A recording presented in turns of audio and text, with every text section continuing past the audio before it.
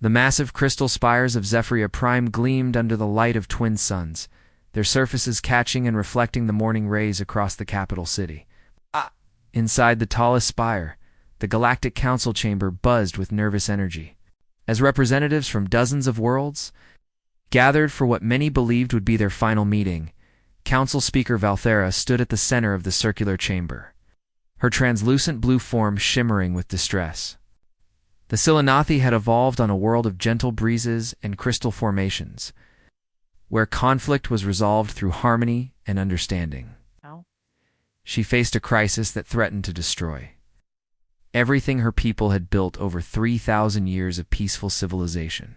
The Kethfer Empire has taken the Altair system, she announced, her voice carrying the musical tones of her species.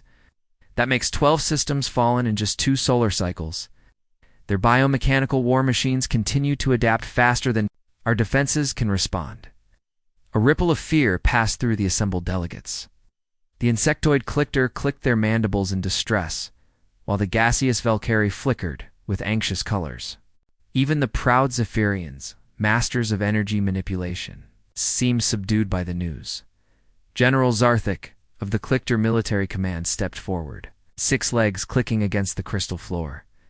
Our latest battle analysis shows the Kethfer have developed immunity to 17 different weapon types in the past month alone. Their living ships literally evolve during combat. We throw plasma at them, they grow plasma-resistant armor. We use kinetic weapons. They develop reactive plating. It's like fighting an enemy that learns from every mistake we make.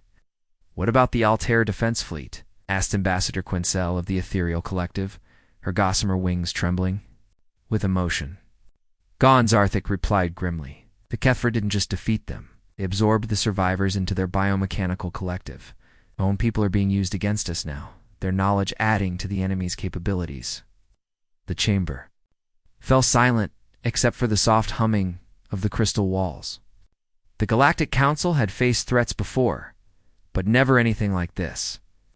The Kethfer weren't just conquerors seeking territory or resources. They were biological supremacists who viewed all other life forms as inferior genetic material to be harvested, improved, or eliminated. Dr. Quintel, the Council's chief xenobiologist, had spent weeks studying captured Kethfer specimens.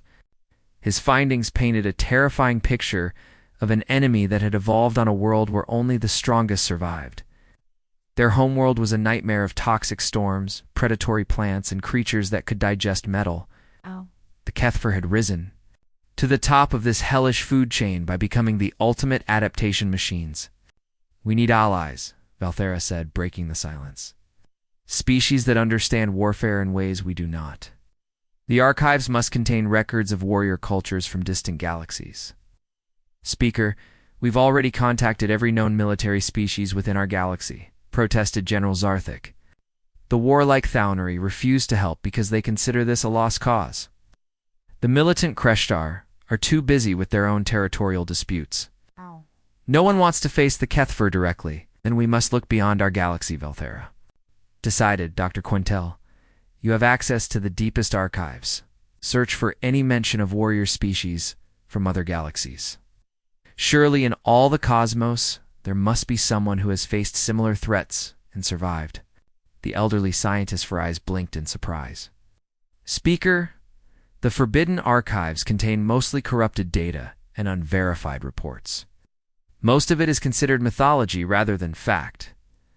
Mythology may be our only hope, she replied. Dr. Quintel spent the next 3 days deep in the restricted sections of the Great Library, sifting through data fragments that hadn't been accessed in centuries. Most of the information was indeed corrupted or incomplete, telling tales of impossible worlds and creatures that defied belief. But one fragment caught his attention. The data spoke of a distant spiral galaxy, where evolution had taken a radically different path.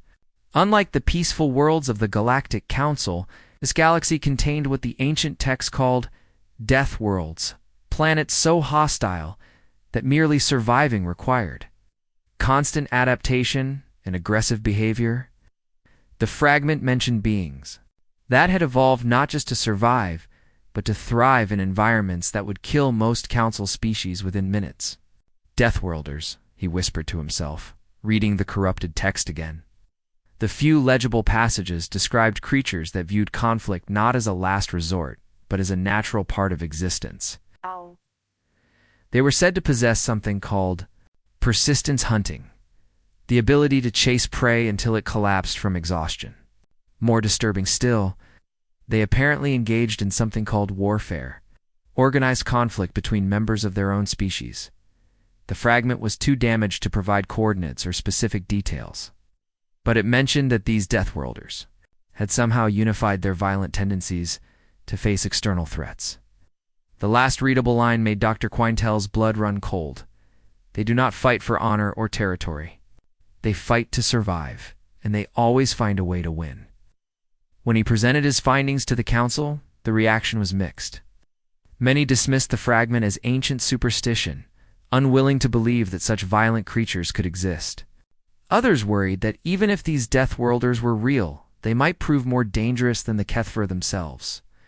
"You're suggesting we invite predators into our galaxy to fight other predators?" asked Ambassador Lethera of the Peaceful Shores Collective.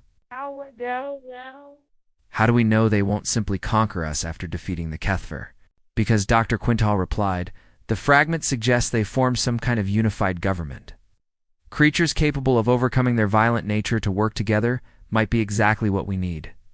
The Kethfer succeed because they're unified in their aggression. Perhaps we need allies who understand that same unity." The debate continued for hours. But as reports arrived of more systems falling to the Kethfer advance, the Council's options dwindled. The enemy would reach the core worlds within 6 months at their current pace. After that, the civilization of the Galactic Council would be nothing but genetic material in Kethfer biotanks. Finally, Speak of Elthera called for a vote. All in favor of attempting to contact these potential Deathworld allies? The vote was close, but desperation won over caution. The Council authorized the construction of an unprecedented long-range quantum beacon, capable of broadcasting across the void between galaxies. The message would be simple, translated into mathematical concepts that any advanced species should understand. As the beacon charged for its first transmission, Dr. Quintal wondered if they were making a terrible mistake. The fragment had been clear about one thing: these Deathworlders were nothing like the peaceful species of the Council. They came from a galaxy where survival required constant vigilance and the willingness to fight for every advantage. But as he watched the latest intelligence reports about Kethfer bioships adapting to yet another weapon system, he realized they had no choice. The enemy they faced had evolved on a world almost as hostile as the Deathworlds described in the ancient fragment. Perhaps it would take monsters to fight monsters. The beacon activated with a pulse of energy that could be detected across galactic distances. Somewhere in the void, the message raced toward a distant spiral galaxy, carrying with it the hopes and fears of an entire civilization. The message was simple: we offer alliance to those who know war. Come to the Andromeda Galaxy. We face extinction now. All they could do was wait and hope that someone out there would answer their call for help.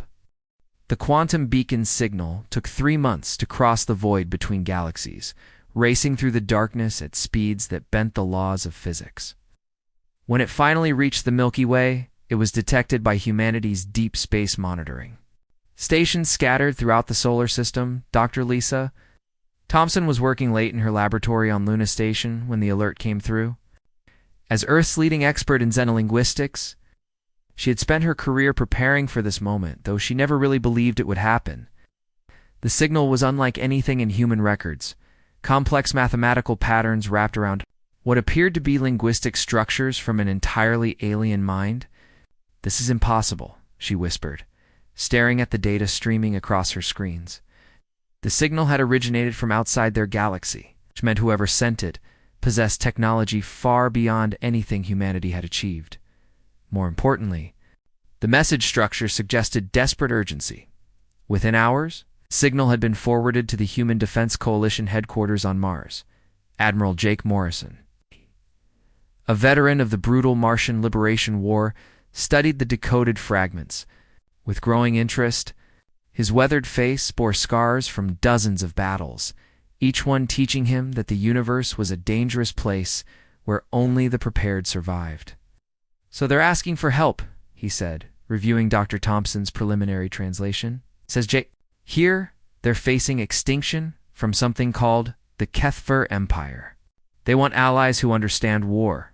Dr. Thompson nodded, her fingers dancing across the holographic interface. "The mathematical concepts they used suggest they're peaceful by nature. Look at these linguistic patterns. They use harmony-based communication structures. But their description of this enemy is terrifying. Biomechanical war machines that adapt during combat, living ships that evolve new defenses, ground troops that regenerate from wounds. Sounds like they picked a fight with something nasty," Morrison observed. "Question is, why should we care? It's not our galaxy, not our problem." "Because," came a voice from the doorway, "they specifically asked for species that know war." "They didn't accidentally stumble onto our frequency, Admiral?" "They were looking for fighters." Captain Ryan Blake stepped into the briefing room, his uniform bearing the insignia of the Deep Space Reconnaissance Division.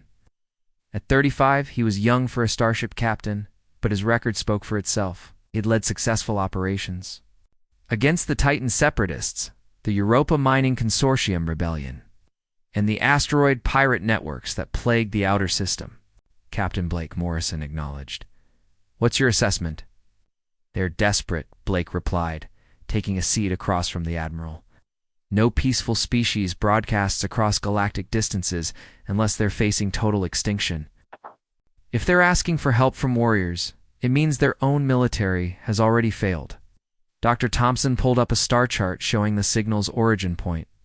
The transmission came from what appears to be the Andromeda Galaxy. The energy requirements to send a message that far would be enormous.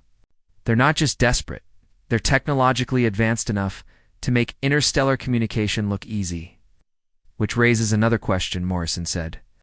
"If they're so advanced, why can't they handle their own problems?" Blake leaned forward, his eyes studying the tactical data. Because being advanced doesn't mean being effective in combat.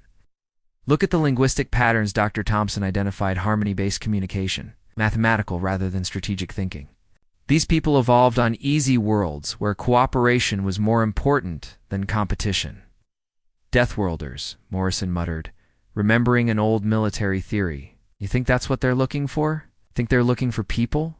"Like us," Blake confirmed. "Humans who evolved on a planet that spent millions of years trying to kill us, where weather could freeze you solid or boil you alive, where the animals were bigger, faster, and stronger than us, so we had to get smarter and more ruthless to survive." Dr. Thompson looked confused. "I don't understand. How does that help them?" Blake stood up and walked to the tactical display. "Because peaceful species fight wars the way they live, with honor, rules, and predictable strategies.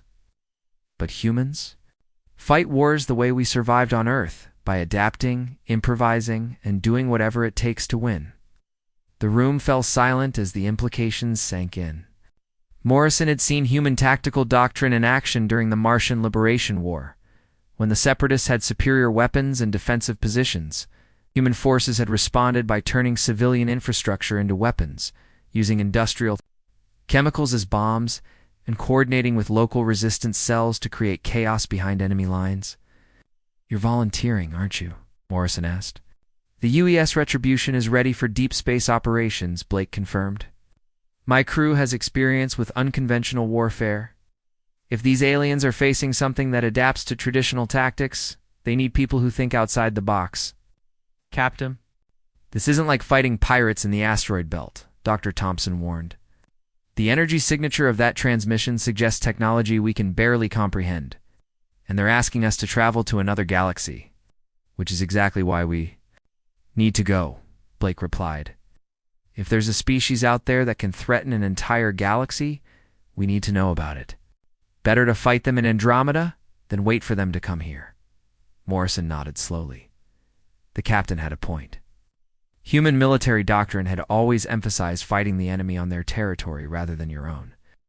And if these Kethvar were as dangerous as the aliens claimed, it was better to engage them now, while they were busy with other targets.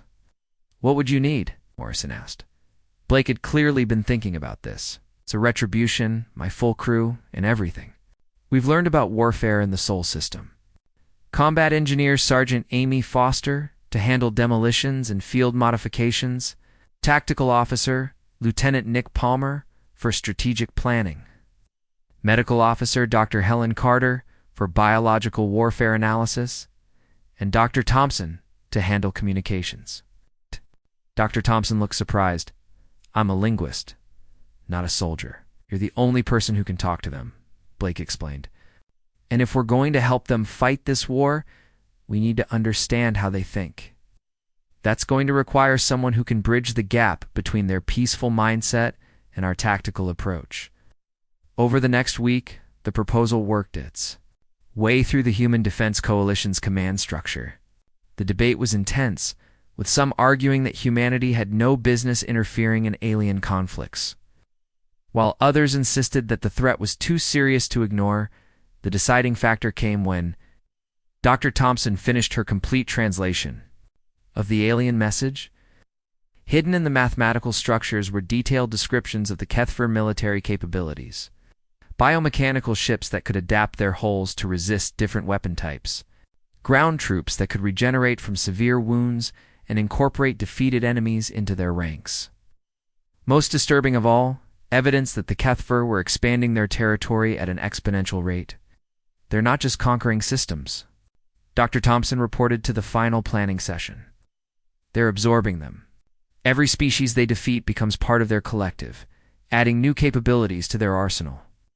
At their current rate of expansion, they'll have absorbed the entire Andromeda galaxy within 50 years.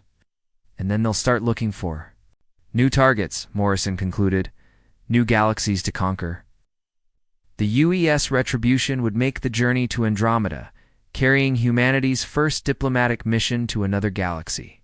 But everyone understood that diplomacy quickly turned to warfare if the situation was as desperate as the aliens claimed. The Retribution was humanity's most advanced starship, built with lessons learned from decades of conflict in the Sol system. Its armor was designed to withstand asteroid impacts and solar radiation. Its weapons could punch through the hulls of the largest separatist battleships. Most importantly, its crew had experience with the kind of brutal no-rules warfare that had shaped human military thinking as the ship prepared for departure. Captain Blake stood on the bridge looking out at the stars. Somewhere beyond the edge of their galaxy, an alien civilization was fighting for its survival against an enemy that seemed unstoppable. They had sent a message across the void, asking for help from warriors they had never met.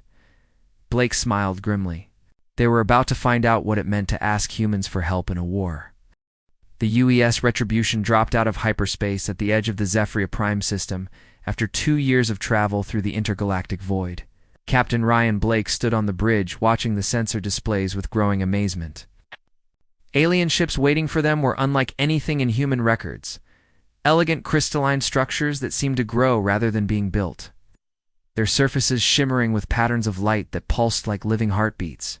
12 ships in formation, reported Lieutenant Nick Palmer from the tactical station. They're maintaining distance but not targeting us. I'm reading energy signatures that don't match any known weapon systems.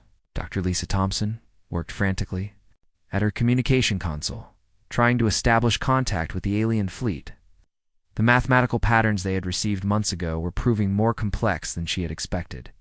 I'm getting responses to our greeting signals, she announced. You're using the same harmonic structures as the original message. Give me a few more minutes to work out the translation matrix. Blake nodded, keeping his attention on the main display. The alien ships were beautiful in a way that human vessels never were, where the Retribution was all angles and armor plating. It's designed to survive in a hostile universe. These ships looked like they belonged in an art museum. Their crystalline hulls caught and reflected the system's starlight, creating rainbow patterns that danced across their surfaces. Captain Dr. Thompson called out, I'm receiving a formal greeting. They're identifying themselves as the Galactic Council Defense Fleet. They want to escort us to their flagship for a meeting with their leadership. Any mention of weapons, restrictions, or security protocols? Blake asked. None that I can detect. Their language pattern suggests they view this as a peaceful, diplomatic encounter. Blake exchanged glances with Palmer. In human military doctrine, any first contact situation was treated as potentially hostile until proven otherwise. The fact that these aliens were willing to bring an unknown warship close to their command vessel suggested either remarkable trust or dangerous naivety. Very well, Blake decided. Signal our acceptance, but keep all sensors active and weapons ready. Dr. Thompson, you're with me for the meeting. Dr. Carter, I want you analyzing everything our sensors pick up about their biology and technology. The alien flagship was called the Luminous Dawn, and it was even more impressive up close. The Retribution's shuttle bay opened to receive a crystalline transport vessel that seemed to phase through solid matter rather than opening traditional doors. Blake Thompson and a small security detail transferred to the alien ship, where they were greeted by beings that looked like they had stepped out of a fairy tale. The ship's interior was a marvel of living crystal that glowed with soft light. Corridors curved in organic patterns that seemed to guide visitors naturally toward their destination. The air itself seemed to shimmer with energy, and Blake could feel a subtle vibration through the deck that suggested the entire vessel was somehow alive. Their escort was a tall, slender being with translucent blue skin and 4 arms that moved in graceful, coordinated patterns. It spoke in musical tones that Dr. Thompson's translation device converted into English. Welcome to the Luminous Dawn, visitors from the distant stars. I am Navigator Silthic of the Silanathi. Council Speaker Velthara awaits your presence in the Harmony Chamber. The Harmony Chamber was a vast, circular space at the heart of the ship. Its walls made of crystal that reflected and amplified light in complex patterns. Around the chamber stood representatives of 7 different species, each more exotic than the last. Blake saw beings with gossamer wings that fluttered in patterns that seemed to convey emotion. Insectoid creatures with multiple eyes that tracked movement independently, and gaseous entities that shifted between different colors as they communicated. At the center of the chamber stood a being that could only be Council Speaker Velthara. She was tall and elegant, her crystalline form catching the light and splitting it into rainbow patterns. When she spoke, her voice carried harmonics that made the chamber's walls resonate in response. Greetings, travelers from the Spiral Galaxy. We call the distant lights, she began, her words translated by Dr. Thompson's equipment. We are grateful beyond measure that you have answered our call for aid. I'm Speaker Velthara of the Galactic Council, and these are my fellow representatives from the member worlds. Blake stepped forward, trying to project the calm confidence that had served him well in diplomatic situations. I am Captain Ryan Blake of the United Earth ship Retribution, representing the Human Defense Coalition. We received your message and came to learn more about your situation. Your journey across the void between galaxies honors us, replied a 6-legged insectoid being that Dr. Thompson identified as General Zarthic. We face an enemy that threatens not just our worlds, but the very concept of peaceful coexistence. The Kethver Empire grows stronger with each system they consume. Over the next several hours, the aliens provided detailed briefings about their enemy. Blake listened with growing concern as they described the Kethver's capabilities. The biomechanical ships were indeed capable of adapting their defenses during combat, incorporating lessons learned from each engagement. The ground troops could regenerate from wounds that would kill most species, and worst of all, they absorbed defeated enemies into their collective consciousness. Show me your military capabilities, Blake requested, trying to keep his voice neutral. General Zarthic seemed eager to demonstrate. He led the human delegation to an observation deck where they could watch a training exercise. Blake watched as sleek alien fighters performed elegant maneuvers around energy targets. Their movements graceful and precise. The weapons were impressive, coherent energy beams that could slice through asteroid material with ease. But Blake could see the problems immediately. The fighters moved in predictable patterns, their attacks following rules that prioritized avoiding collateral damage over tactical effectiveness. When target drones simulated enemy vessels, the alien pilots engaged them one-on-one in what appeared to be ritualized combat. Your pilots are skilled, Blake observed diplomatically, but I noticed they seem to follow specific engagement protocols. Course, replied Wing Commander Athara, a being with gossamer wings that shimmered with pride. Combat must be conducted with honor and restraint. We target only military installations and avoid civilian areas. Our weapons are designed to disable rather than destroy whenever possible. Dr. Thompson shot Blake a meaningful look. The translation protocols were picking up concepts that didn't exist in human military doctrine, ideas about honorable combat, and acceptable losses that would be considered naive in human tactical thinking. "What about your ground forces?" Blake asked. This demonstration was even more concerning. Alien soldiers moved in formation, their weapons designed to stun rather than kill. When faced with simulated enemy forces, they responded with coordinated but predictable tactics. Blake watched as they carefully avoided actions that might harm non-combatants or damage infrastructure. Blake commented, "But what do you do when the enemy doesn't follow the same rules?" The question seemed to confuse the aliens. General Zarthik's mandibles clicked in what Thompson's translator indicated was puzzlement. All civilized species understand the necessities of warfare. There are boundaries that must not be crossed, even in conflict. Blake felt a chill as he realized the scope of the problem. These aliens had evolved on worlds where scarcity and predation were rare. Their entire concept of conflict was based on the assumption that their enemies would share their values about acceptable behavior in warfare. "Tell me about the Kethver homeworld," Blake requested. "What kind of environment did they evolve in?"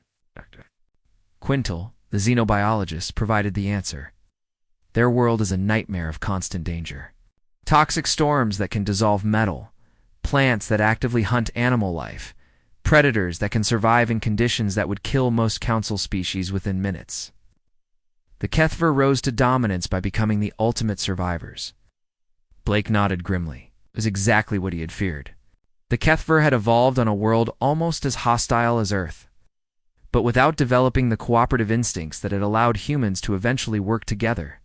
Instead, they had become perfect predators, viewing all other life as either prey or competition. "Speaker Valthera," Blake said carefully, "I think I understand your problem. You're fighting an enemy that views warfare as a survival necessity. While your people see it as a regrettable but civilized activity, the Kethver don't share your concepts of honor or restraint. That is why we called for aid from warrior species," she replied. "We hope to find allies who understood conflict in ways we do not." Blake looked around the chamber at the assembled alien representatives. They were intelligent, technologically advanced, and clearly well-intentioned. But they were also completely unprepared for the kind of total warfare that the Kethver represented. "Speaker, what I'm about to tell you may be difficult to hear," Blake began.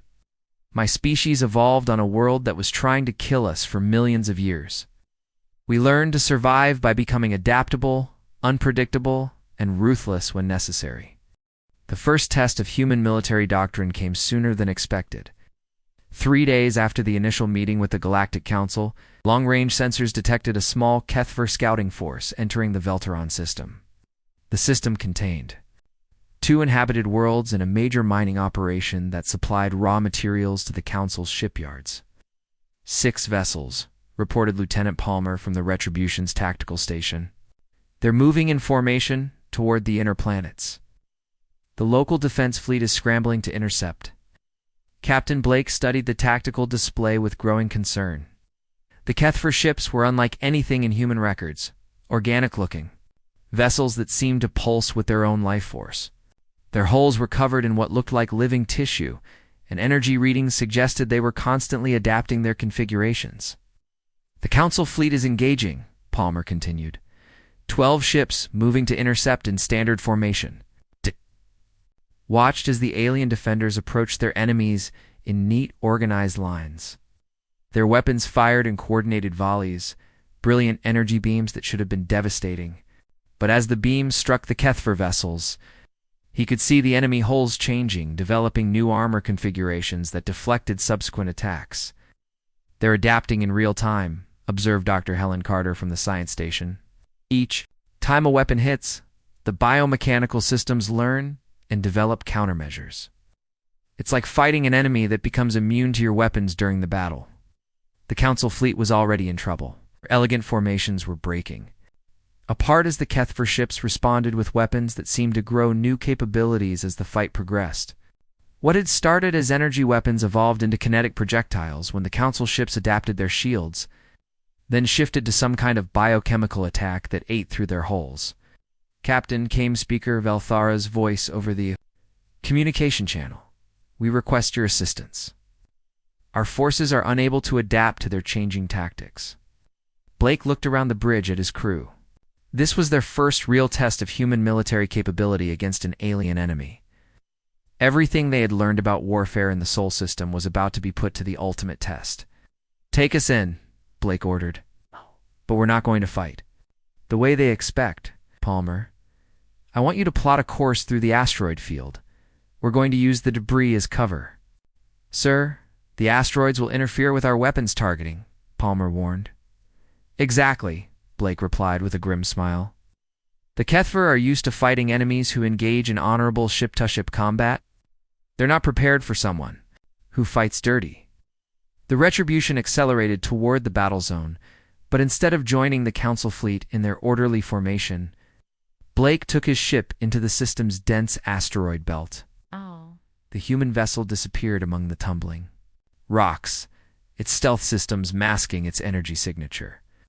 Contact on passive sensors, Palmer reported. Single Kethver ship breaking off from the main group to investigate our position. Blake nodded. The enemy was responding exactly as he had hoped. The Kethver were predators, and predators always investigated potential threats. Wait for it to get close, then hit it with everything we have. Full spread of kinetic penetrators, followed by plasma charges. Don't give it time to adapt. The ambush was devastating. The Kethver ship emerged from behind a large asteroid to find the Retribution waiting for it at point-blank range. Human weapon systems, designed for the brutal close-quarters combat of the Martian Liberation War, unleashed a barrage that no single ship could survive. Unlike the Council's elegant energy weapons, human kinetic penetrators were simple chunks of metal. Fired at incredible velocity, they punched through the biomechanical hull before the enemy ship could adapt. The plasma charges that followed exploited the breaches, flooding the interior with superheated gas that cooked the ship from the inside out. Reported with satisfaction. The biomechanical systems couldn't adapt fast enough to counter multiple simultaneous attack vectors. But Blake wasn't finished. While the Council fleet continued their traditional battle lines, the Retribution moved through the asteroid field like a ghost, striking at individual Kethver ships before disappearing back into the debris. Each attack was different. Sometimes kinetic weapons, sometimes plasma, sometimes electromagnetic pulses that fried the ship's biological systems. They're trying to coordinate a response, Palmer observed. But they can't predict where we'll attack next. They're thinking like predators, Blake explained. They expect their enemies to behave in predictable ways. But humans learn to hunt in packs, using deception and misdirection to bring down prey much larger than ourselves. The psychological effect on the Kethver was immediate and devastating. These creatures had evolved to be the ultimate hunters, but they had never faced prey that fought back with such calculated ruthlessness. The human tactics violated every instinct they had developed over millions of years of evolution. When the last Kethver ship was destroyed, the Council fleet was stunned. General Zarthik's voice crackled over the communication channel, his translator struggling to convey his amazement. Captain Blake, we have never seen such tactics. How did you know they would respond in that manner? Because we've fought similar enemies before, Blake replied. On our world, we learned that the best way to defeat a superior predator is to make it fight on your terms instead of its own. The battle had barely ended when the real test began. Long-range sensors detected Kethver biotroops attempting to establish a beachhead on Velteron Prime's third moon. The Council's ground forces were already mobilizing. But Blake knew they would face the same problems that had plagued their space fleet. Dr. Carter, I want you to analyze everything we know about Kethver biology, Blake ordered. Find me weaknesses we can exploit.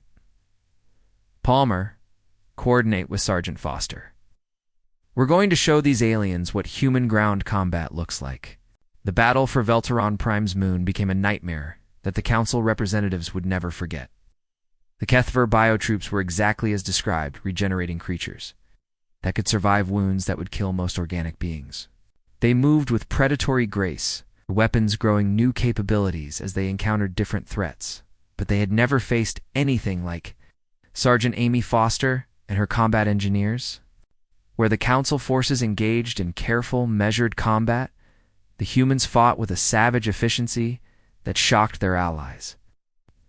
Foster's team didn't just use their weapons, they turned the entire battlefield into a weapon.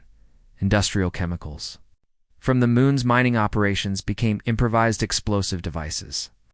Civilian infrastructure was rewired to create electromagnetic traps that disrupted the Kethfer's biomechanical systems.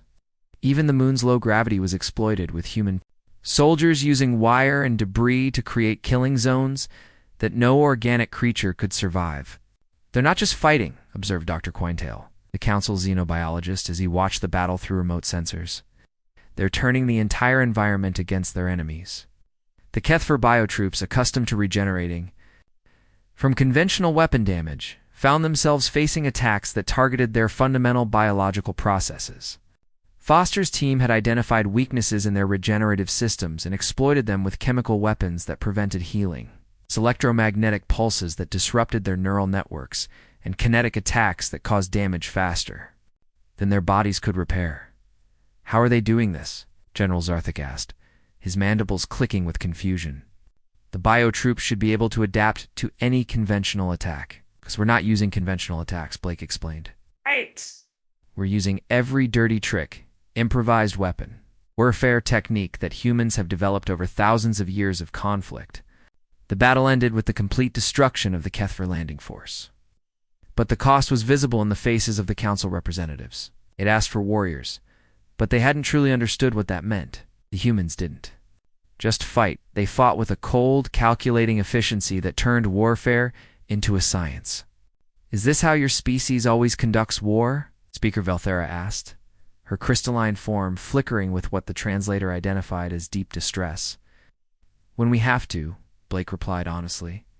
"We don't fight for glory or honor. We fight to survive. And we've learned that in war, the only rule that matters is winning."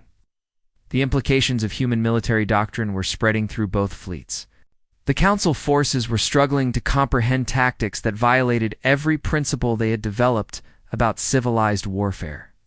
Meanwhile, intelligence reports suggested that the Kethfer Empire was beginning to take notice of these strange, new enemies who fought like nothing they had ever encountered. The war was about to escalate in ways that neither side had anticipated. News of the human victories spread through both galaxies like wildfire.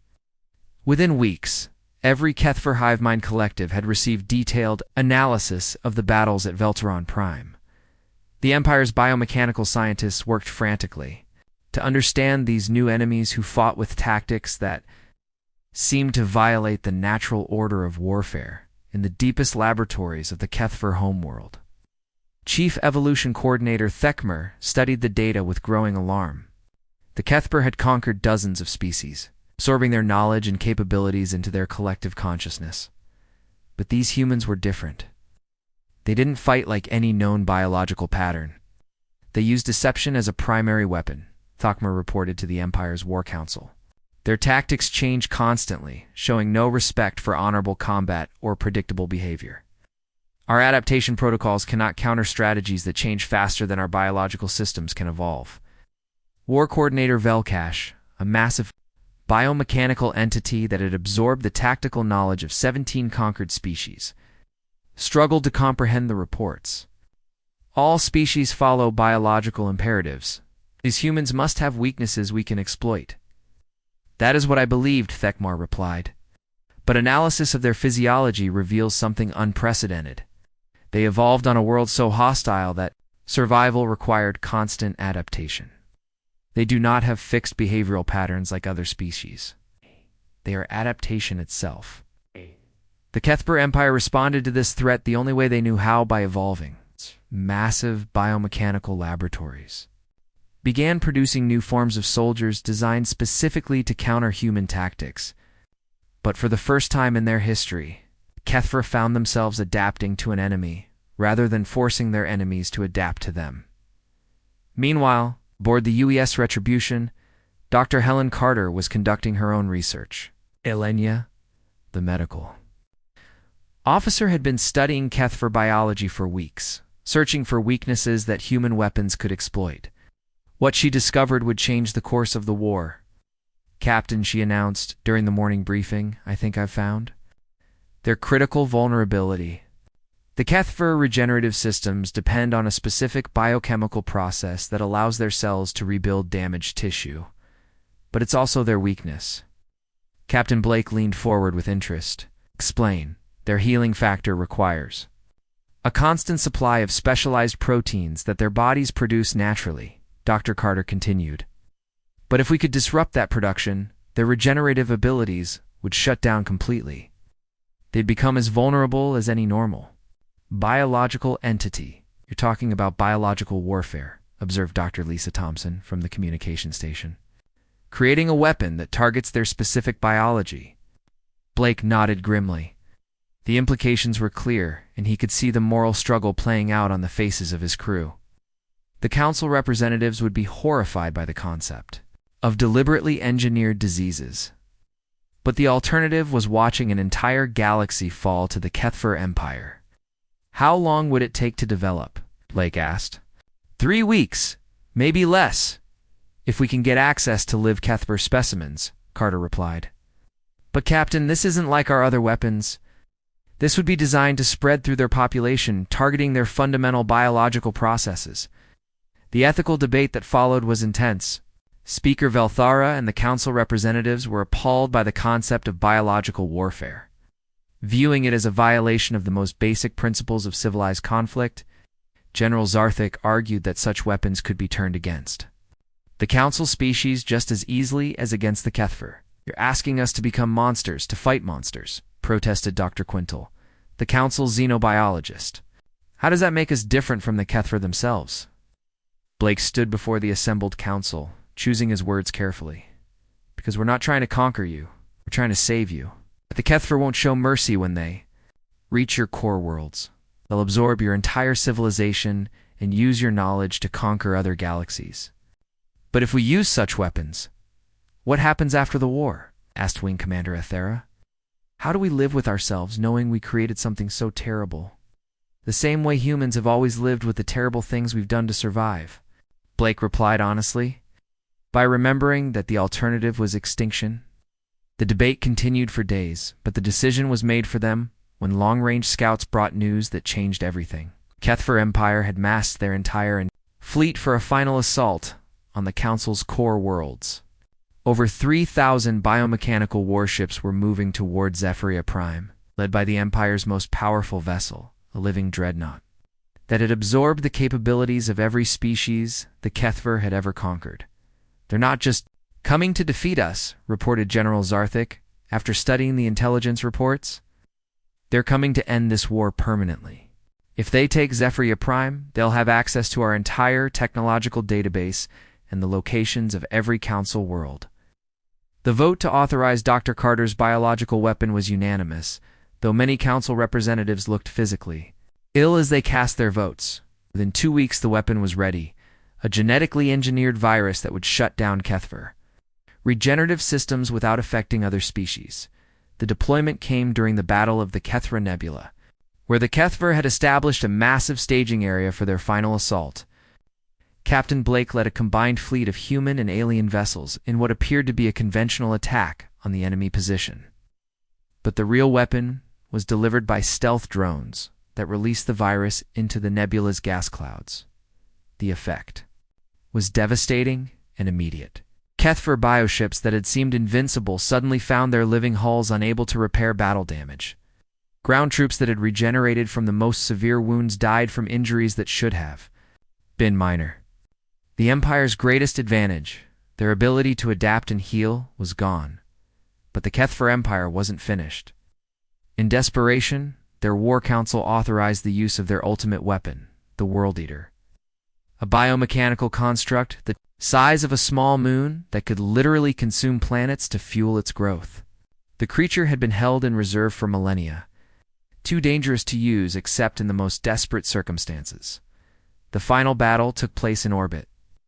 Around the Kethver homeworld itself, the Empire's surviving fleet formed a protective barrier around their planet while the World Eater began its transformation from a defensive weapon into a mobile dreadnought. Blake knew that if the creature completed its evolution, it would be unstoppable. "This is our only chance," Blake announced to the combined fleet. "If that thing finishes powering up, it'll be able to consume entire star systems. We have to stop it now." The battle was unlike anything the galaxy had ever seen. Human ships used the gravity wells of the system's planets to slingshot themselves at impossible speeds, striking the World Eater's weak points before its biomechanical defenses could adapt. Council vessels provided covering fire with weapons that had been modified using human tactical principles, no longer elegant and precise, but brutal and effective. Sergeant Amy Foster led a boarding party directly into the World Eater's core, using shape charges and industrial acids to destroy the creature's central nervous system. The assault was a suicide mission, but Foster and her team fought their way through biomechanical defenses that would have stopped any conventional attack. When the World Eater finally died, its death throes sent shockwaves through the biomechanical network that connected all Kethver forces. The Empire's surviving leaders, faced with the complete collapse of their military capabilities, transmitted a surrender message that was detected across the galaxy. The war was over in the aftermath. The Galactic Council struggled to process what they had experienced. They had been saved, but the price of salvation had forced them to confront the darker aspects of warfare that their peaceful nature had never prepared them for. The humans had shown them that survival sometimes required abandoning the moral principles that defined civilized behavior. Captain Blake stood on the bridge of the Retribution, composing his final report to Earth. Around him, the combined fleet was beginning the long process of rebuilding a galaxy that had been ravaged by war. The Kethver homeworld was under quarantine while scientists worked to reverse the effects of the biological weapon that had ended the conflict. Mission accomplished. Blake dictated to the ship's computer. Galaxy secured through combined human and alien operations. The Galactic Council has survived, but they now understand the true cost of warfare. Recommend immediate establishment of Human Andromedon Cultural Exchange Program. They have much to learn from each other. He paused, looking out at the stars. That would soon be peaceful again. The Deathworlders from humanity's galaxy have completed their mission. But the real work of building a lasting peace between our species is just beginning. The message would take 3 months to reach Earth, carrying with it the news that humanity's first contact with alien civilization had ended in victory. But it would also carry a warning about the price of survival in a universe where sometimes the only choice was between becoming a monster or facing extinction.